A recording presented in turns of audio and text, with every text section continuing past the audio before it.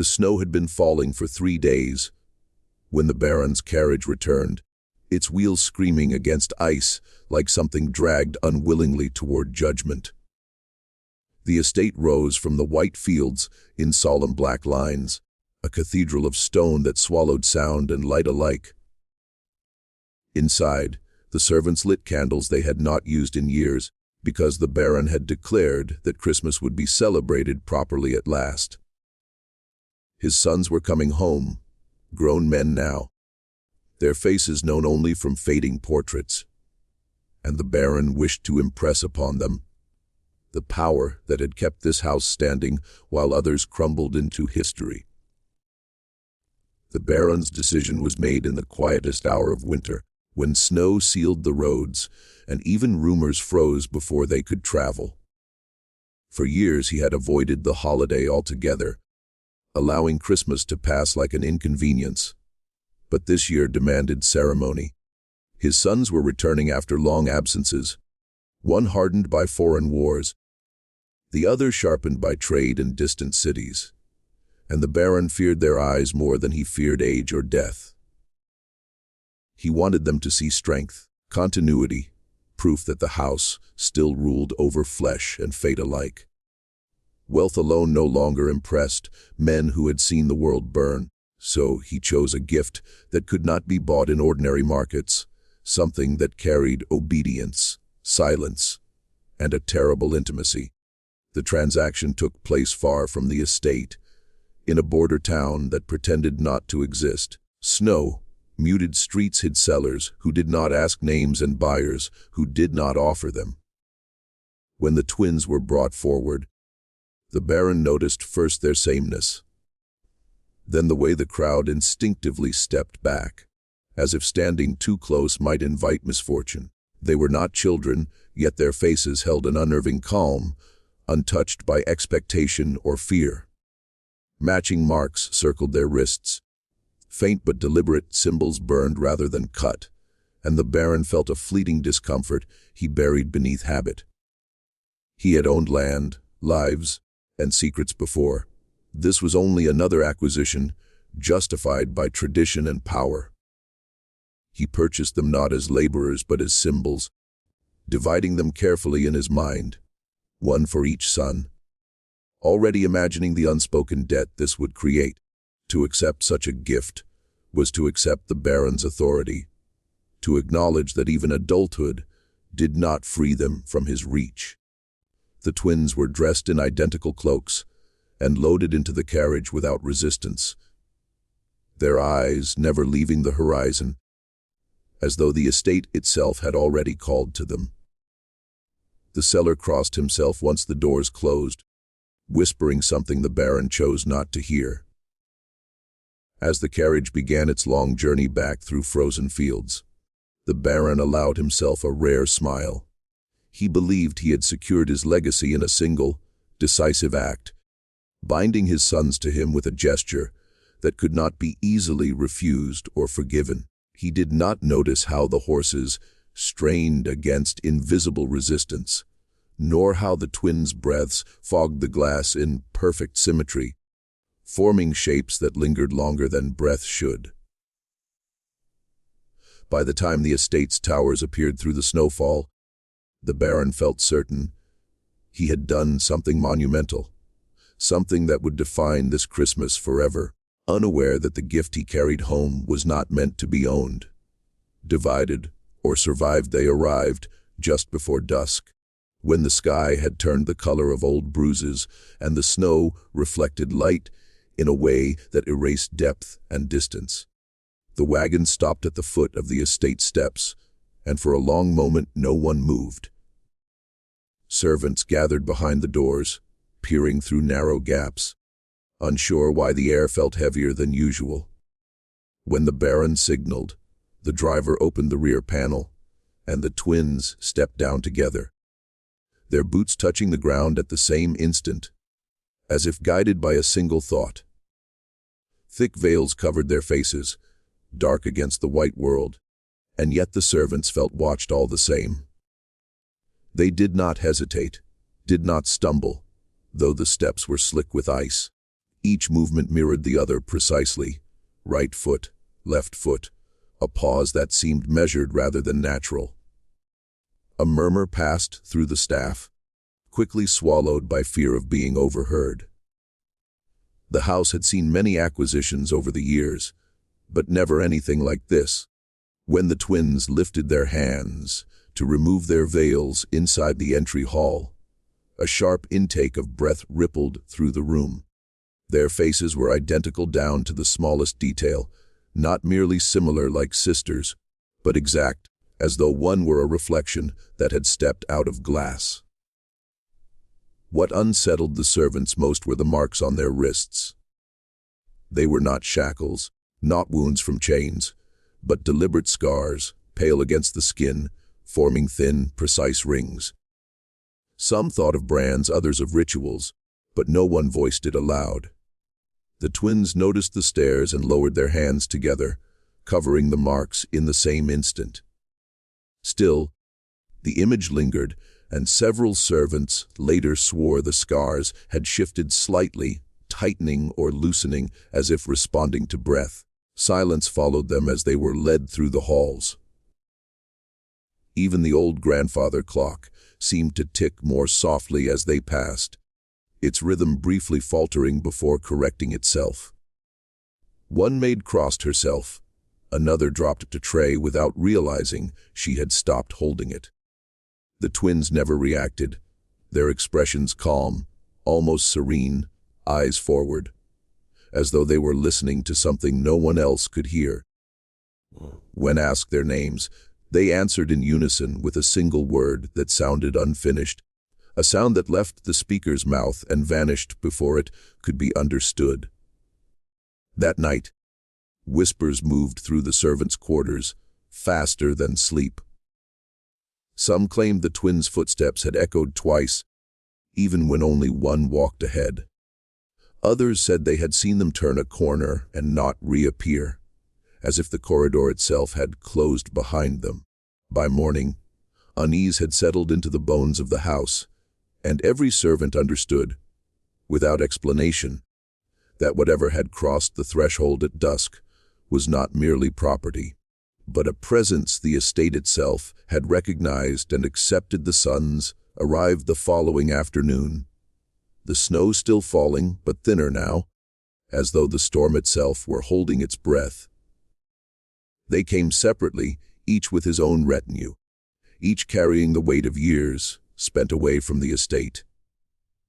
The elder son had learned to read danger in posture and silence, his body marked by old injuries that never fully healed. The younger moved with the measured confidence of a man accustomed to contracts and negotiations, his eyes sharp, assessing value even in decay. The Baron greeted them with a warmth that felt rehearsed, his satisfaction barely concealed, for the moment of presentation was near. When the twins were brought into the great hall, the Baron expected surprise, perhaps even gratitude wrapped in discomfort. Instead, the air shifted. The elder son stiffened first, his hand instinctively curling, as if around a weapon no longer at his side. He studied the twins with the same focus he once reserved for enemy scouts, noting the stillness, the symmetry, the way their gazes never lingered, yet seemed to absorb everything. The younger son frowned, his expression tightening as calculation failed him. These were not assets that fit neatly into ledgers or promises. Neither son smiled. The Baron spoke of tradition, of generosity, of the privilege such gifts represented, but his words slid off them without finding purchase. The elder asked where they had come from, his voice low, controlled, and the Baron felt irritation flare at the question. Provenance had never mattered before. The younger asked what obligations accompanied the gift, a practical inquiry that nonetheless revealed unease. Between the sons, an unspoken understanding formed, a shared sense that this offering carried a cost neither of them had agreed to pay. The twins stood silently throughout the exchange, hands folded, eyes lowered, yet their presence dominated the room. The elder son later swore, He could hear his own heartbeat echoing too loudly, as if the hall itself were amplifying it. The younger felt a chill that had nothing to do with the cold, an instinctive awareness that acceptance would mean surrendering more than authority. When one of the twins briefly lifted her gaze, both sons felt it at once, a precise, invasive attention that lasted only a second, but left behind a hollow sensation, like a door briefly opened and shut inside the mind. The Baron mistook their reaction for moral hesitation, an inconvenience he could correct with insistence and time. He pressed the matter, framing refusal as insult, as weakness unbecoming of heirs.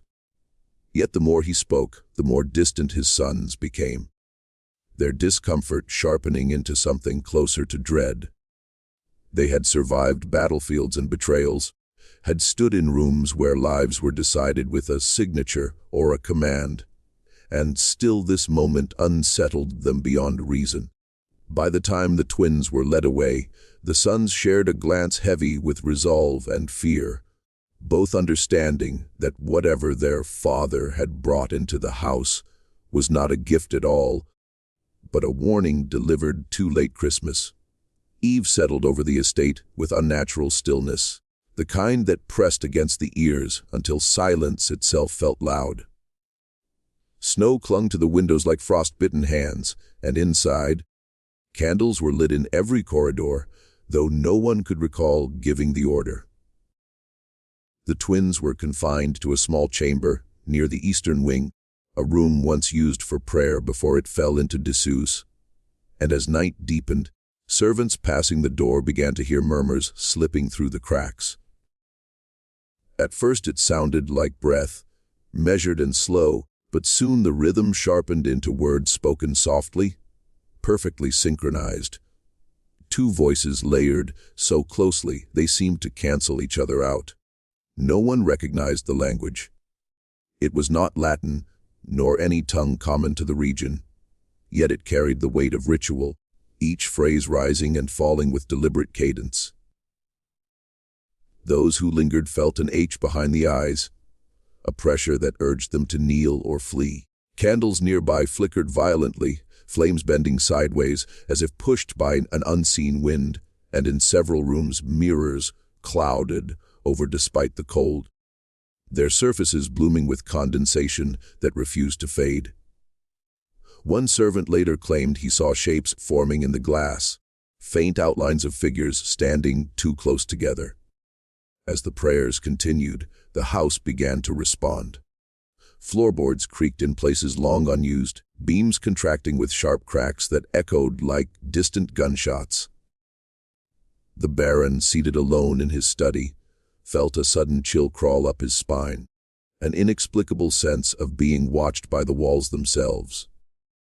He poured himself wine to steady his nerves, only to find the liquid trembling in the glass, rippling in time with the whispered cadence drifting through the halls.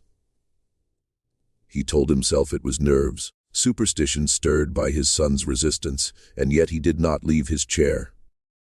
At midnight, the sound changed. The twins' voices dropped lower, the words stretching, dragging something unseen into the open. Somewhere above them, the chapel bell rang once, deep and resonant, despite the fact that its rope had been cut decades earlier after an accident no one liked to discuss.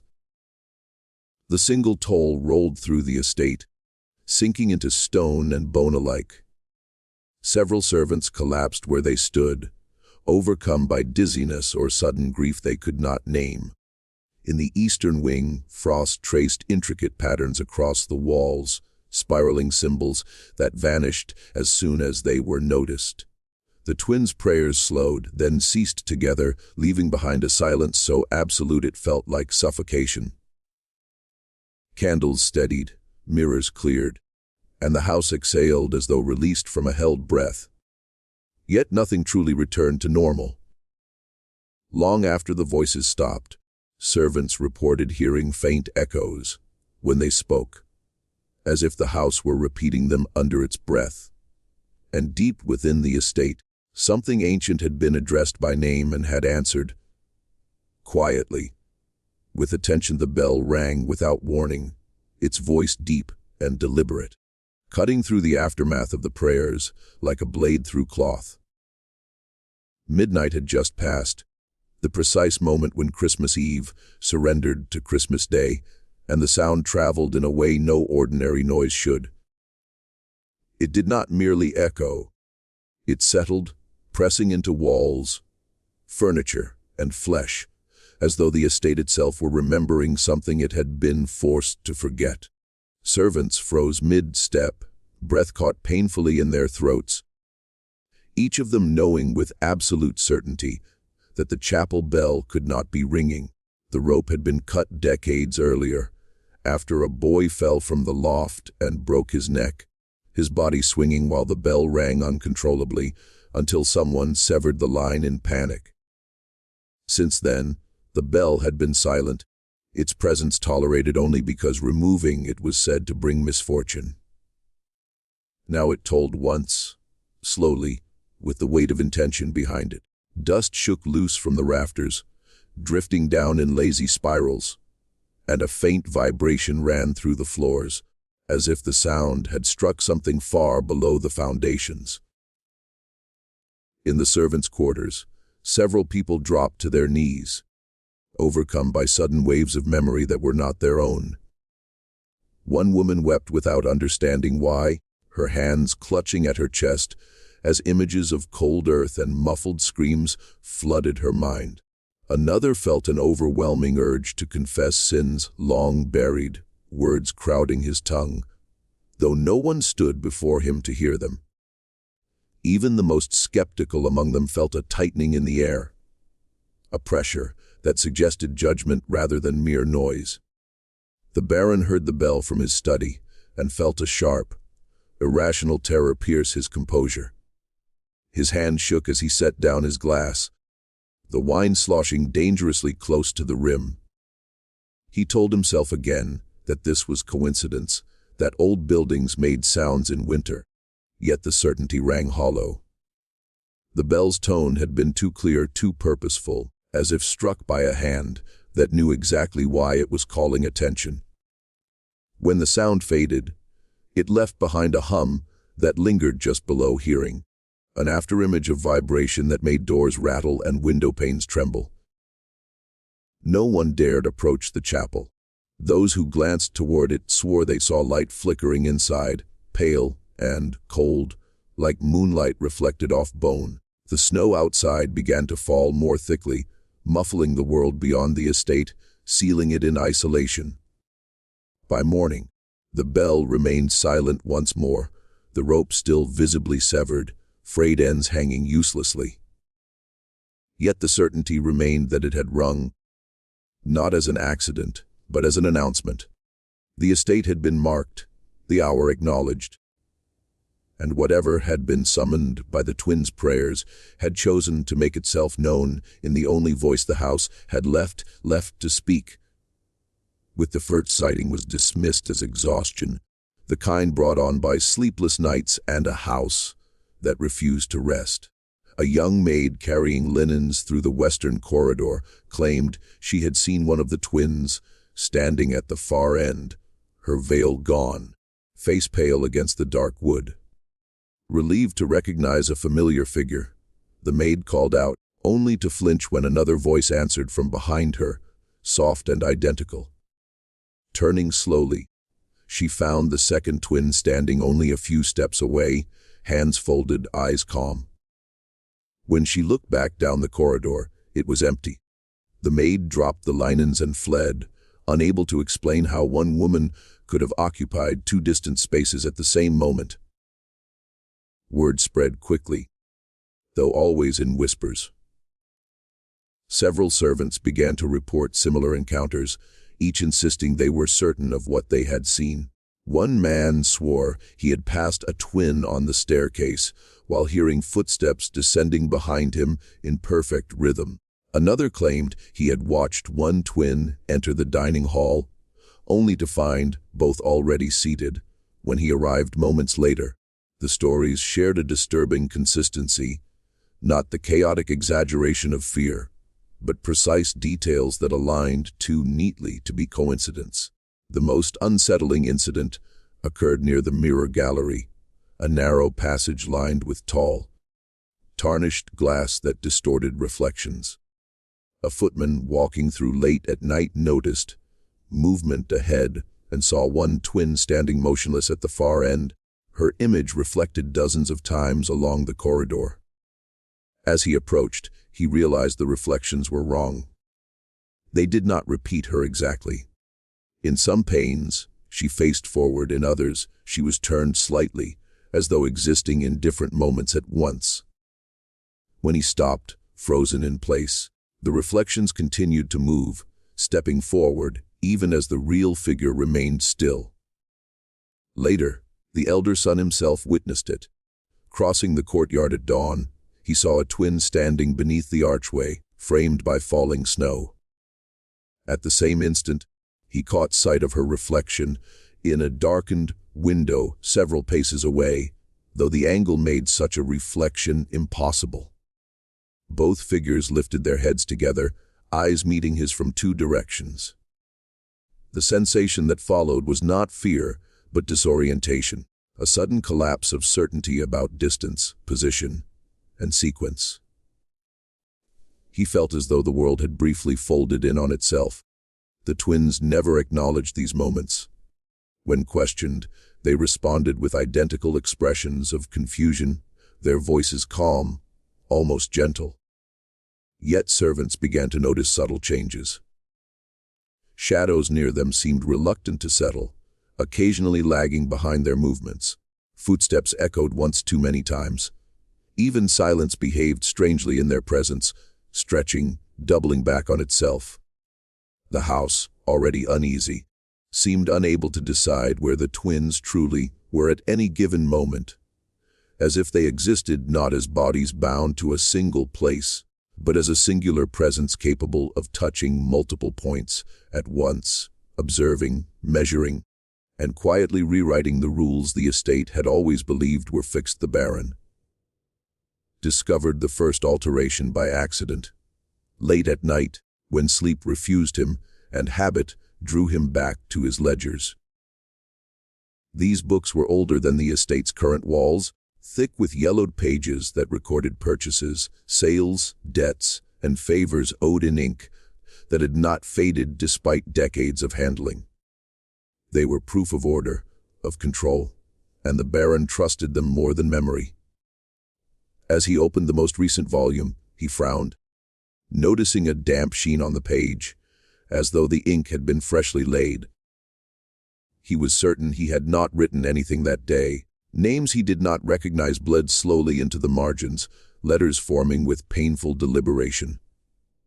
The Baron watched, frozen, as the ink crawled like something alive, reshaping numbers, inserting dates long before his birth. Where once there had been neat columns of profit, there were now annotations describing deaths, disappearances, and transactions that no official record had ever acknowledged. He snapped the book shut, heart-pounding, only to find that the cover itself was warm beneath his palm. When he opened it again, the changes remained. Worse, they had spread. Other ledgers nearby showed similar distortions, handwriting shifting subtly to resemble his own, yet carrying details he could not remember committing to paper. One page listed a winter night from years ago, a sum paid in coin and silence, followed by a name he had sworn never to write again. The Baron felt a tightening in his chest, a sensation of being read rather than reading. He tried to tear the page out, but the paper resisted, fibers stiff, as if reinforced from within. By morning, the servants noticed the effect as well. Clerks tasked with inventory reported discrepancies that made no sense. Numbers changed between glances. Entries appeared where there had been blank space, always precise, always damning. Inkpots dried up inexplicably, while old quills stained fingers black, no matter how carefully they were handled. One clerk claimed the words had whispered as they formed, scratching softly even when no hand touched the page. The sons confronted their father when they saw the ledgers themselves. The elder recognized military reports disguised as financial notes, references to men who had vanished during campaigns officially declared bloodless. The younger saw contracts that had never been signed yet bore seals identical to his own. The Baron denied everything, but his voice lacked conviction. Drowned beneath the evidence accumulating in his own books. The twins were never seen near the study, yet the changes always seemed to accelerate after they passed through nearby corridors. Ink darkened in their wake, as though responding to proximity alone. It became clear that the ledgers were no longer tools of record, but instruments of exposure, forcing buried truths to surface in the language the Baron trusted most. The estate's history was rewriting itself line by line, transforming wealth into confession, ownership into indictment, and leaving the Baron staring at pages that no longer served him, but judged him with relentless, silent precision as the ledgers continued to change. The servants' whispers took on a different quality, shifting from fear of the twins themselves to fear of something older that had been stirred awake. In the kitchens, in the stables, in the narrow rooms beneath the stairs, fragments of half-remembered stories surfaced, spoken hesitantly at first, then with growing certainty. An elderly groundskeeper, whose family had served the estate for generations, finally gave shape to what many had been sensing. He spoke of a legend passed down in murmurs, never written, because writing it was believed to invite attention. The story told of paired witnesses, bound together not by blood alone, but by purpose. They were said to appear in places where wealth had been built on unacknowledged cruelty, where crimes were buried beneath ceremony and respectability. These pairs did not punish directly. Instead, they watched, recorded, and compelled truth to emerge through the structures their hosts trusted most. Accounts, laws, walls, even memory itself could be turned against those who relied on them to hide their sins. Once the work was done, the witnesses vanished, leaving ruin or silence behind. The servants recalled other houses, other names, spoken rarely and always with a shiver. A merchant's manor that burned from the inside out with no fire. A judge's estate abandoned overnight, after every mirror filled with writing. In each case, people spoke of two figures seen together, moving in unnatural harmony, appearing where they should not have been. The details differed, but the pattern remained disturbingly consistent. Paired witnesses arrived. Truth surfaced. The house fell. What unsettled the staff most was the belief that these figures could not be refused once invited. Purchase, gift, or inheritance mattered little. The moment they crossed a threshold, the process began. The legend claimed that the witnesses did not need chains or commands, because they were not there to serve. They were there to balance something that had long been uneven. Attempts to destroy records, flee, or silence them only hastened the outcome, as resistance itself became part of the record being compiled. The sons listened to these stories with growing dread. The elder recognized the tone of inevitability, the same fatal certainty that precedes a lost battle. The younger understood the implication that contracts, ownership, and law offered no protection once the witnesses began their accounting. Even the Baron, though he dismissed the tale aloud, felt its weight settle into him. Too many details aligned too precisely with what he was experiencing to be dismissed as superstition. From that night on, the servants no longer spoke of the twins as individuals. They referred to them as a single presence, careful even in thought. Candles burned lower when the legend was mentioned, and doors creaked as though listening. The house itself seemed to accept the truth of the story, groaning softly in the night, as if acknowledging that it had been seen, measured, and found wanting by something that could not be bribed. threatened, or delayed the decision to free the twins was made without ceremony in the narrow hours before dawn, when fear sharpened into resolve. The sons met in a cold side chamber, speaking in low voices while the estate slept uneasily around them. Neither believed in legends as such, yet both recognized a pattern of cause and consequence that could no longer be ignored. The presence of the twins had accelerated every fracture already hidden within the house, and if there was even a chance that releasing them might halt the unraveling, it was a risk worth taking. They did not tell their father. Some acts, they knew, could not survive debate. They moved quickly, gathering cloaks, keys, and what coin they could carry without drawing notice. The elder son insisted on escorting the twins himself, sensing that proximity mattered, while the younger prepared the route beyond the gates. The twins followed without resistance, their expressions unreadable, steps measured and quiet. As they reached the main doors, the air thickened abruptly, cold pressing inward from all sides. The locks turned with difficulty, metal protesting as though reluctant to obey. When the doors finally opened, they did not reveal the familiar sweep of the courtyard.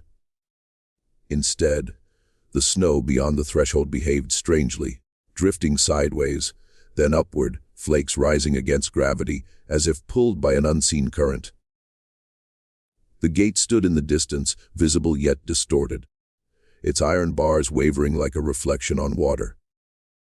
The younger son swore under his breath and pressed on, boots crunching on frozen ground that felt spongy beneath foot. With each step forward, the estate seemed to draw inward.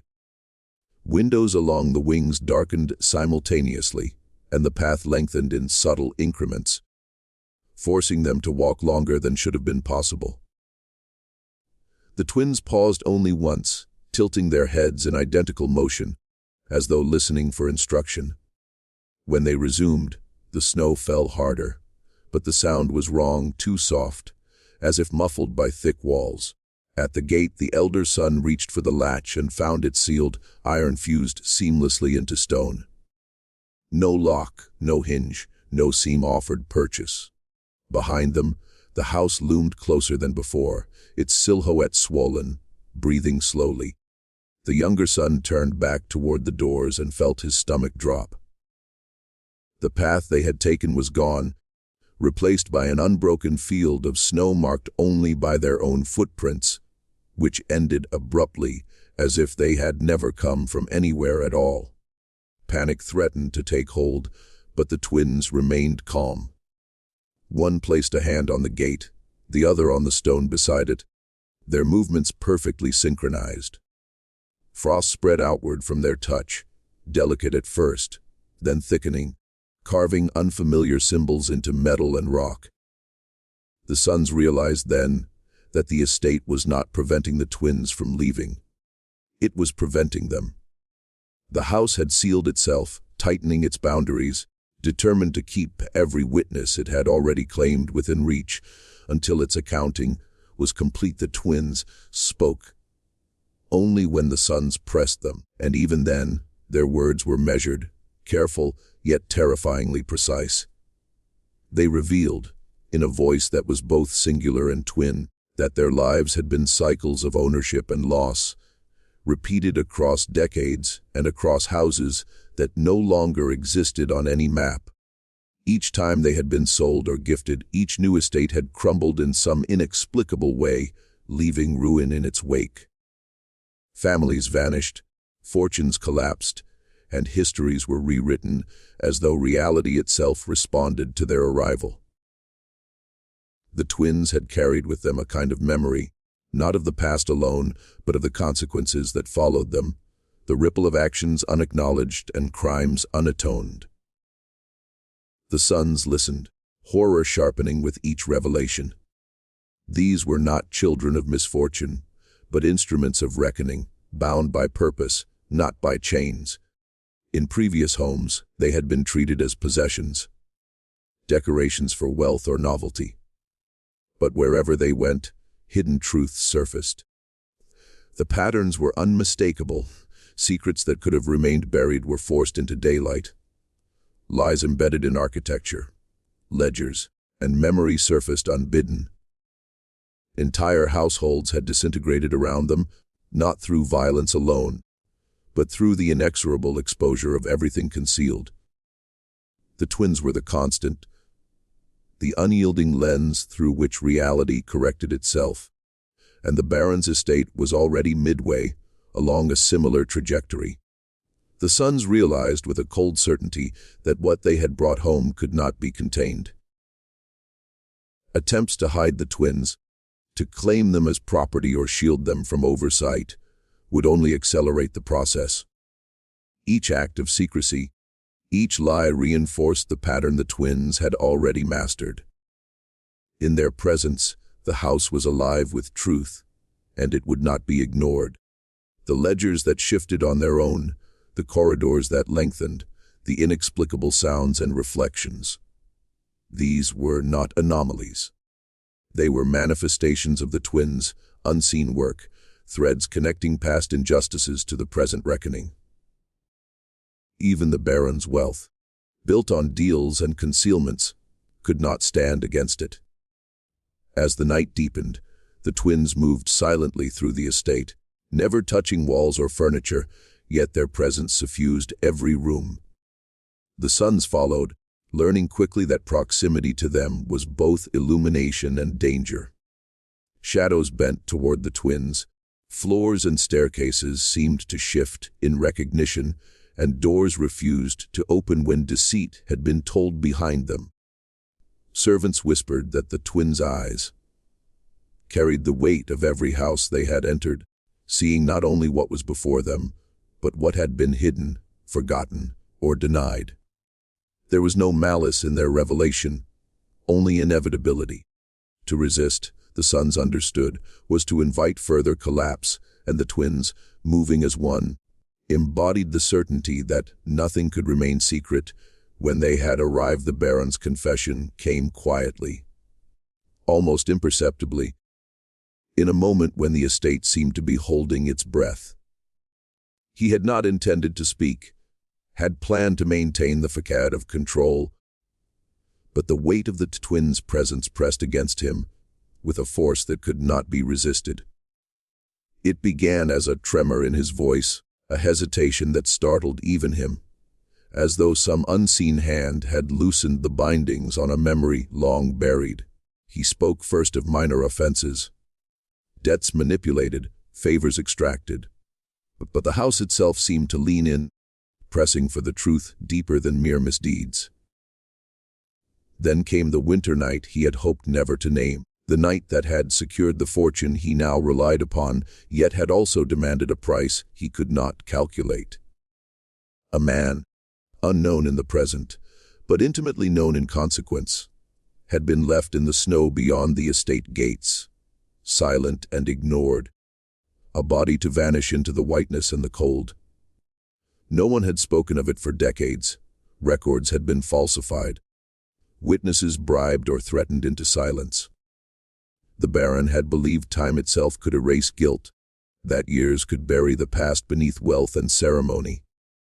Yet as he confessed, he realized that the estate, the twins, and even his sons had already heard every word, had already measured the weight of what was done. The confession was not dramatic. It lacked flourish, anger, or tears. He recited events with a meticulous precision, noting the exact steps, the choices made, the hesitation of servants, and the final moment of cruelty that had ensured the man would not return.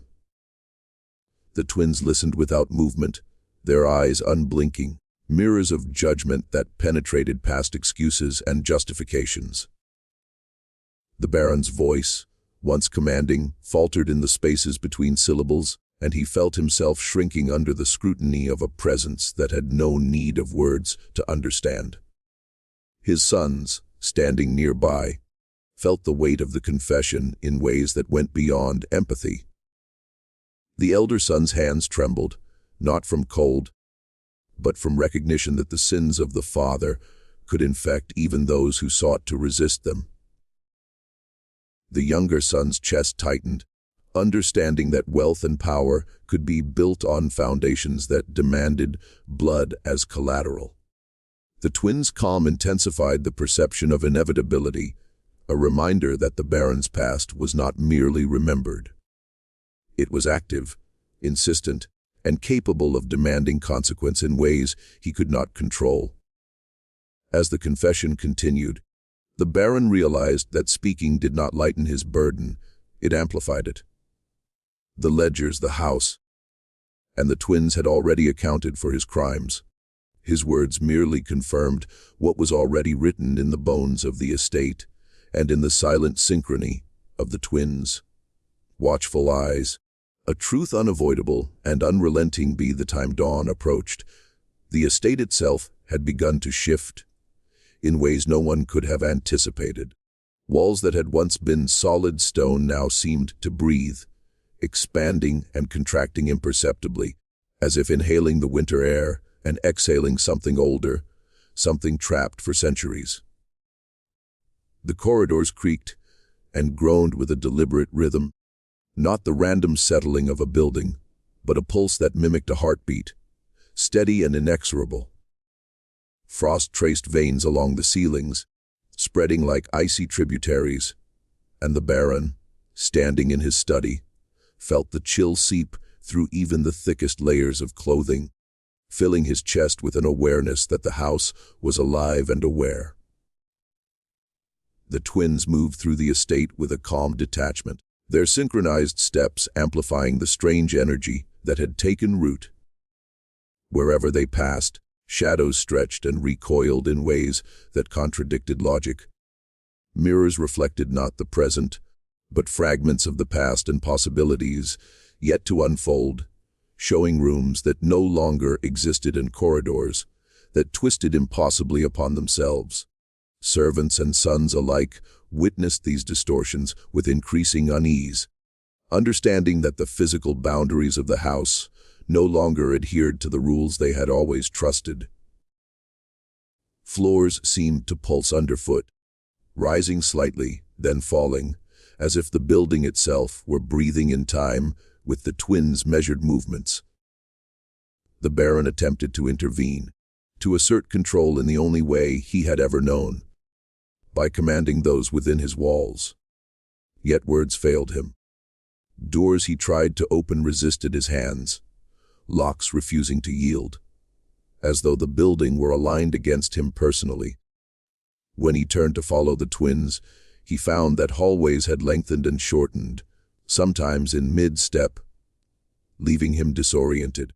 Even familiar staircases seemed unfamiliar, steps shifting under his weight, leading him in circles that mirrored the confusion that had taken hold in his mind. A low hum pervaded the air, faint but insistent, like a chant too deep for ears alone to hear. Candles flickered violently, throwing elongated shadows across the walls, shadows that twisted independently of the figures casting them.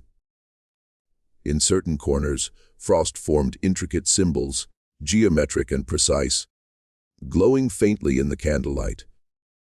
The twins' presence seemed to catalyze this transformation, an externalization of a force long latent within the estate.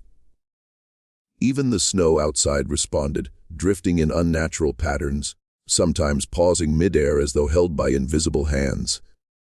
By the hour before sunrise, it became clear to all present that the estate was no longer merely a home or a seat of power. It had become a living entity, responding to the twins with deliberate purpose, amplifying the Baron's guilt and magnifying the consequences of past actions. The house's breathing, the frost, the reflections, the humming, all conspired to reveal hidden truths and unearth sins that had been meticulously concealed. What had once been stone and timber, hearth and corridor, now existed in a space governed by something older, something that would not forgive, and the Baron understood, with bone, deep certainty, that he was no longer the master, but the subject of its awakening panic overtook the elder son first, a sudden surge of instinct that left reason behind.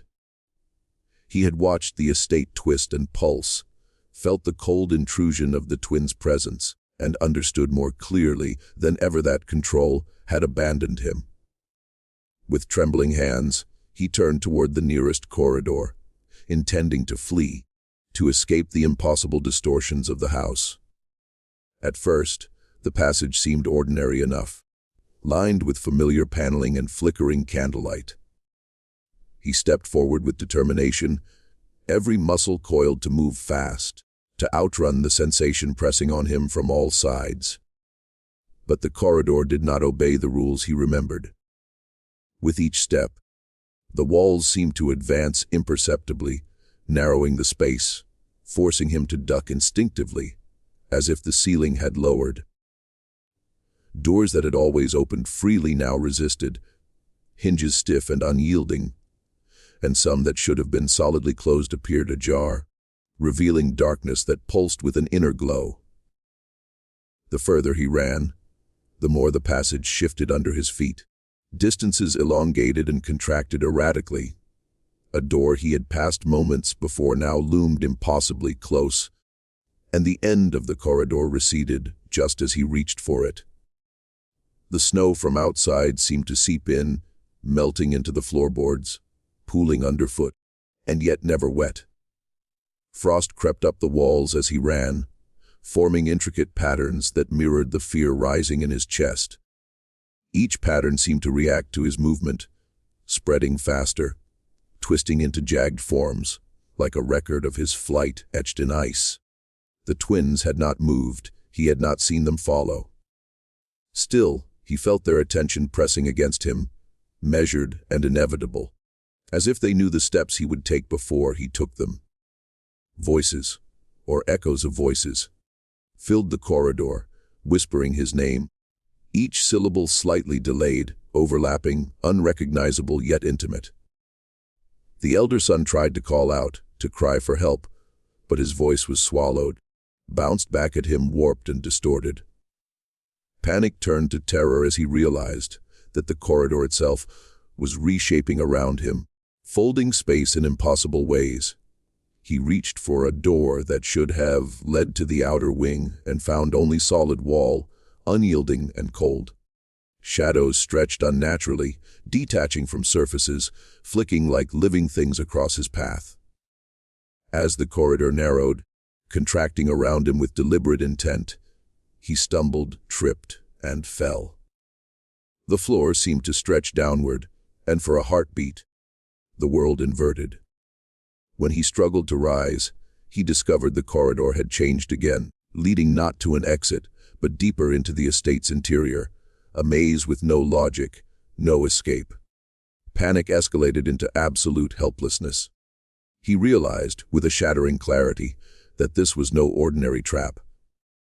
The estate itself had claimed him, bending its architecture and space to enforce his captivity, and the twins' silent presence made it clear that the house's judgment had begun. With him as its first witness and its first victim be the first light of dawn. The estate had become something unrecognizable, a place governed not by stone and timber, but by a logic older than any living memory. The twins moved through it with an unhurried precision, their hands brushing surfaces as if tracing invisible lines, their eyes scanning spaces that others could barely perceive. Every step they took seemed to command the environment, directing frost and shadow, light and reflection, into patterns that revealed truths long suppressed. The house itself shivered and pulsed in response, walls bending slightly, mirrors warping, floors undulating, all conspiring to make hidden realities manifest. The twins began their ritual in the central hall, where the Baron and his remaining son could only watch from trembling positions. The air thickened, carrying the faint scent of decay and something faintly metallic, as though the house exhaled centuries of secrets in a single breath. Light fractured through the stained glass windows, scattering across the walls in shapes that shifted with a logic entirely their own. The twins' synchronized movements drew a pattern across the floor, frost forming intricate lines, curving symbols that seemed to pull at the very bones of the estate. The Baron felt a sudden, unbearable weight pressing into him, as if the truth itself had become physical, seeking to occupy every inch of his body and mind. Servants and the younger son were forced to bear witness to visions beyond comprehension. Specters of past misdeeds appeared in mirrors, on walls, and in the air itself. Moments of cruelty, greed, and betrayal replayed with unflinching clarity. Faces of those wronged, long buried or forgotten, emerged as pale, silent observers. They did not speak, yet their presence carried judgment heavier than any earthly court. The twins' hands moved in perfect unison, drawing the lines, tracing the names, calling forth memory into reality. Time itself seemed to twist. Events from decades past and immediate consequences overlapped, creating a tapestry of accountability impossible to ignore. The Baron found himself trembling uncontrollably, compelled to confess aloud, naming crimes and indiscretions he had long hoped would remain hidden. Each confession reverberated through the house, the walls responding with groans and shifts that mirrored the weight of his revelations. The younger son struggled to look away, yet he could not. Every shadow, every whisper, every flicker of frost and light demanded attention, pulling buried truths from even his own conscience. The estate had become a vessel, the twins its catalysts, forcing exposure of all that had been concealed behind wealth, fear, and habit. As the ritual reached its apex, the air shimmered, and the very structure of the estate seemed to tighten, compressing the Baron's perception until every secret, every lie, every act of cruelty was visible, undeniable, unavoidable. The twins' gaze, twin mirrors of judgment, met the Baron's, and he understood fully for the first time that nothing in the house, nothing in the ledgers, and nothing in the snow-bound grounds could shield him from what was being revealed. The ritual was not for vengeance, nor for spectacle, but for truth. The relentless, uncompromising truth that the twins had brought to life, forcing every hidden reality to manifest before the estate itself, until there was no denial, no refuge, and no escape when morning came. It arrived not with the warmth of sunlight, but with a brittle, pale light that seemed hesitant to touch the estate. The house, which had breathed, shifted, and pulsed throughout the night, now stood still, as though exhausted from the effort of revealing every hidden truth. Windows reflected only the muted white of snow and sky. Doors no longer creaked with ominous purpose, but remained closed, sealed in the memory of what had transpired. The twins walked through the hallways with measured, serene steps, their presence commanding neither fear nor attention, but an undeniable recognition that the work they had begun was complete. The Baron and his surviving son remained frozen in the central hall, staring at spaces that no longer aligned with their memories, trying and failing to reconcile the estate's current stillness with the horrors of the previous night.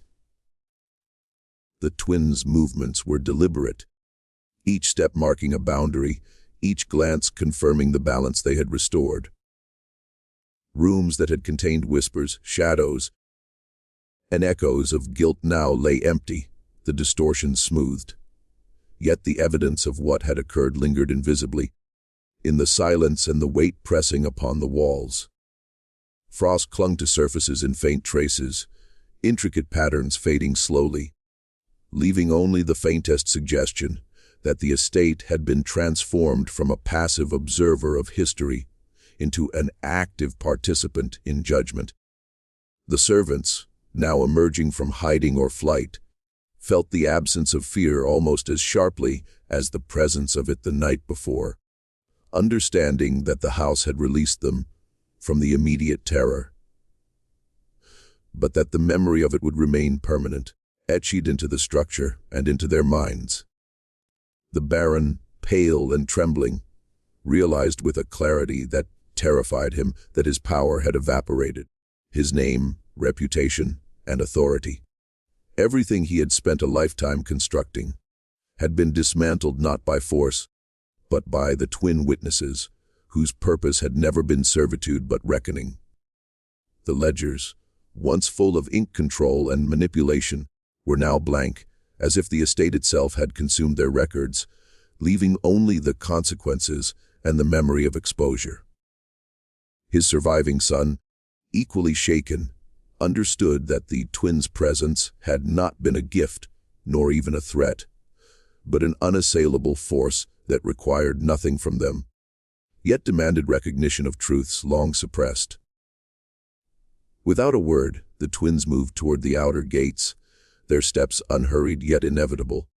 Snow swirled gently around them, lifting in patterns that defied gravity, marking their passage like a silent procession.